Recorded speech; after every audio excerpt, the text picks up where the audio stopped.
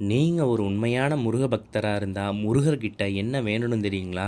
ஐயா எனக்கு வீடு கொடு, காரை கொடு, வசதி வாய்ப்புகள் கொடு அப்படின்னுலாம் வேண்டக்கூடாதுங்க. முதல்ல எனக்கு உன் மேலே தீராத பக்தி கொடு, அதாவது உண்மையான பக்தியை கொடு. ரெண்டாவது, எந்த தீய எண்ணங்களும் இல்லாத நல்ல புத்தியை கொடு.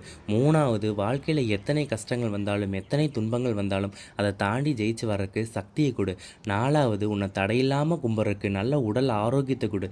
அஞ்சாவது, வேலும் மயிலும் சேவலும் எப்பவும் உங்கள் கூடயே இருக்கிற மாதிரி நீங்கள் எப்பவும் எங்கள் கூடயே இருக்கணும் முருகா அப்படின்னு வேண்டிக்கிங்க.